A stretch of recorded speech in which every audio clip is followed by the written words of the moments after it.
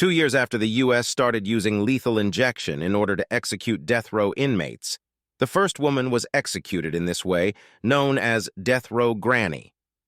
52-year-old Velma Barfield from North Carolina was sentenced to death after being convicted of 1 murder, however. She went on to confess to 6 in total. Not only was she the first woman to be executed by lethal injection, but she was also the first woman to be executed in the U.S. after the resumption of capital punishment in 1976, and the first woman executed since 1962. Born in 1932 in Eastover, North Carolina, Velma was raised near Fayetteville by her mother and allegedly physically abusive father. She escaped the chaotic family household when she married Thomas Burke in 1949. The pair had 2 children together and were said to be happy until Velma developed debilitating back pain after an emergency hysterectomy. After a car accident, the husband Thomas began to drink heavily and use drugs to deal with his severe pain and headaches. To deal with her own pain and feelings of loneliness as her husband began to drink more, Velma turned to Librium and Valium, developing an addiction. The couple had fierce arguments, and one night, on April 4, 1969, Velma and her children left the house after Thomas had passed out. The house mysteriously caught fire, with Velma and her children returning to find their home ablaze with Thomas inside, who died as a result of the blaze. Velma and the children moved home with her parents, and just a few months after her first husband's death, she began dating a widower named Jennings Barfield. The pair married in August 1970, but their marriage lasted just a few months before Jennings died on March 21, 1971, of heart failure, not long after the pair reportedly had an argument.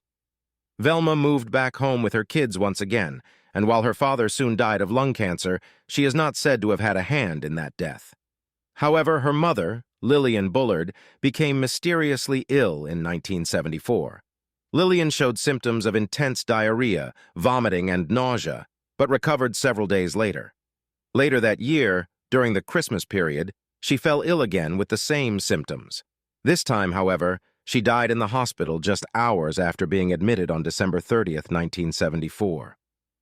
Doctors were unable to diagnose Lillian's fatal illness, nor was an autopsy performed.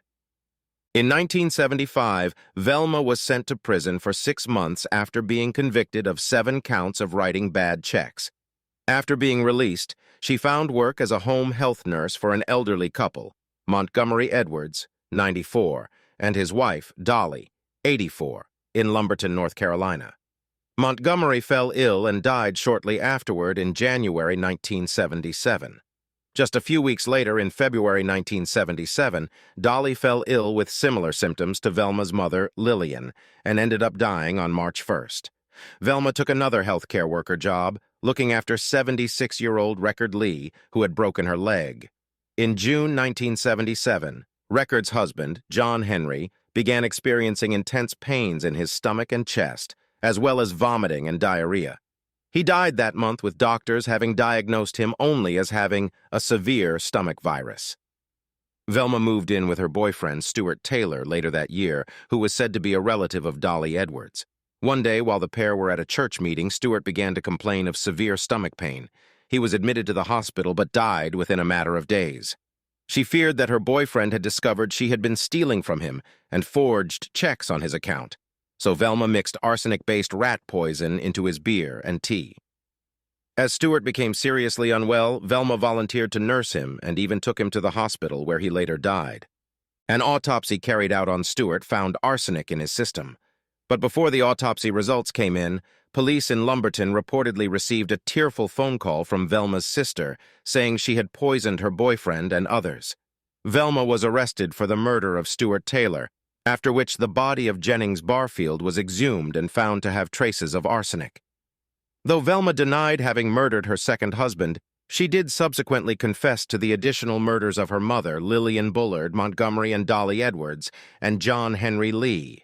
She said she had killed them to cover up the fact she had stolen money from them to support her prescription drug addiction, and later confessed to poisoning Stuart Taylor. She was convicted of the first-degree murder of Stuart Taylor in December 1978 and sentenced to death. However, she was the only female death row inmate in North Carolina, and there was no designated area for female death row prisoners to be held. So, she was imprisoned at Central Prison in Raleigh, North Carolina, in an area for escape-prone prisoners and those with mental illness. During her stay on death row, Velma became a devout Christian and spent her last few years ministering to prisoners. Her involvement in the Christian community was so extensive that an effort was made to commute her sentence to life imprisonment as opposed to death. A second basis for appeal was also testimony from a professor of psychiatry who claimed she suffered from dissociative identity disorder. Professor Dorothy Ottnow Lewis, an authority on violent behavior, said she had spoken to Velma's other personality, Billy, who told her Velma had been a victim of sexual abuse and that he, Billy, had killed her abusers. The judge was unconvinced, however, quoted as saying, "One of them did it, I don't care which one." Before her execution on November 2, 1984, Velma refused a specially prepared last meal, instead choosing Coca-Cola and cheese doodles.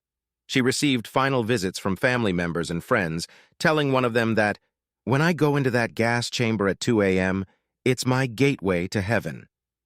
Just before she was given the lethal injection, Velma issued a statement saying, "I know that everybody has gone through a lot of pain, all the families connected, and I am sorry, and I want to thank everybody who has been supporting me all these 6 years."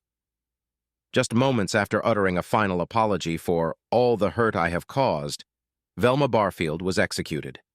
Prison officials said Velma was pronounced dead at 2:15 a.m., 15 minutes after receiving the lethal injection of procuronium bromide, a muscle relaxant intended to stop her heart and her breathing.